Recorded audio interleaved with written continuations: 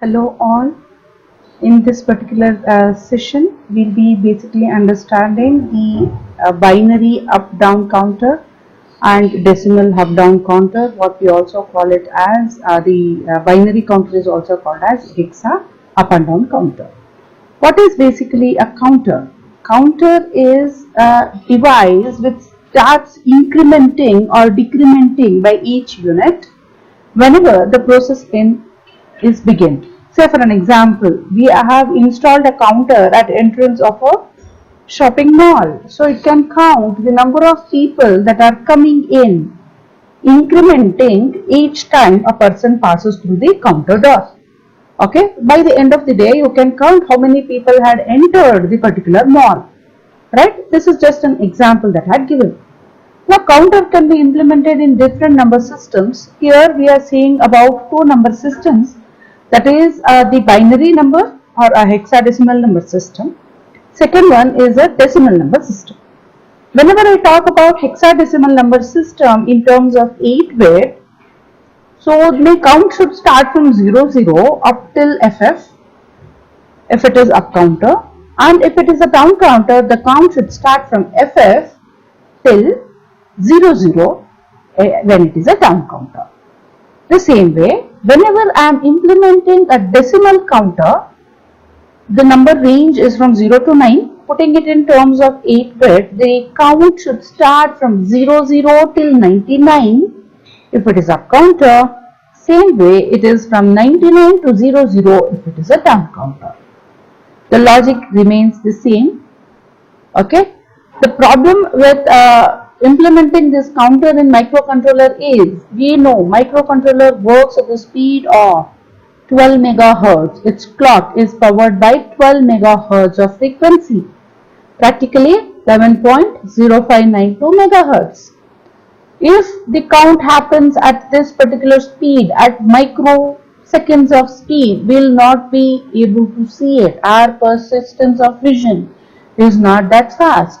So we should incorporate a delay between each count. Say for an example, when I start counting, 00 should stay there on the screen so that I can make a note. Next, it should be incremented to 1 and 1 should be staying there on the screen. I should be providing a delay in between. Remember, whenever I write a delay subroutine, there should not be any logic that results or changes your original value. So you have to independently write the subroutine and exempt. Okay, make sure you are not using the parameter that is there in your main program. So keeping this in mind, we have already written a program to implement a binary or a hexa up and down counter. Same program with a small change can be implemented both as up and down counter. Here I am just illustrating a down counter in the program. So what you can see here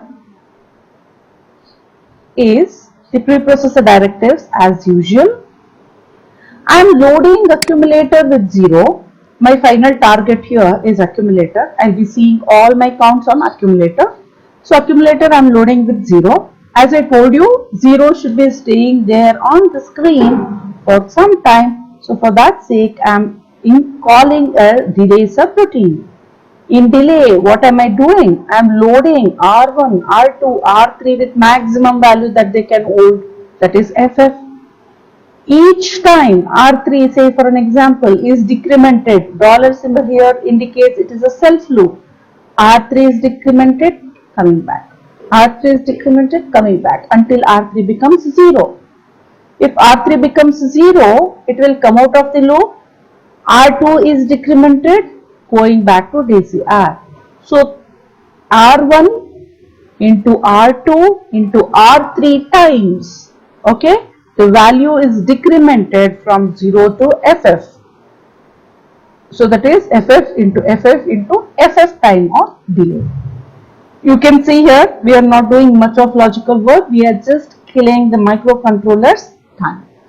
Once all these R1, R2, R3 all becomes 0, it will come to return. On return, it will go to the next instruction of the call.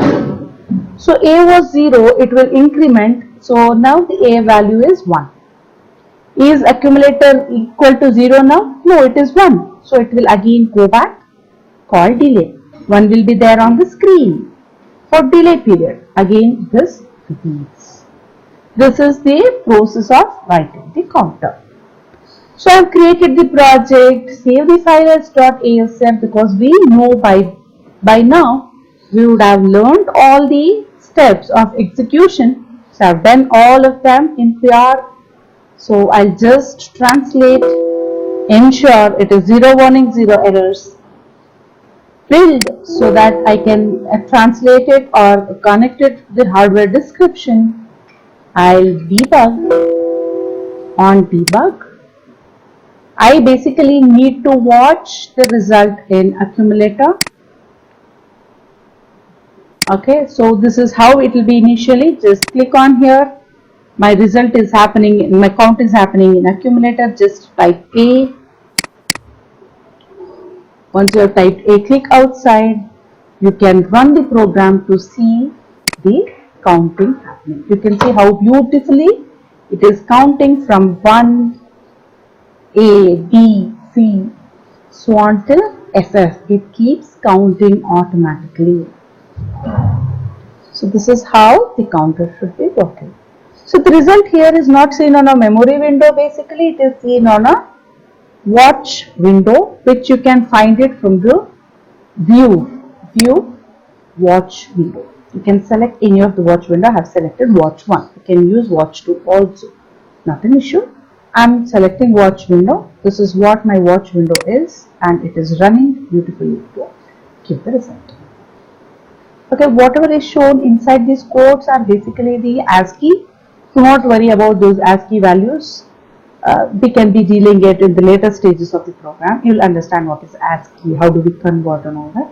As of now, our work is to just see hexadecimal number system, which is counting beautifully there.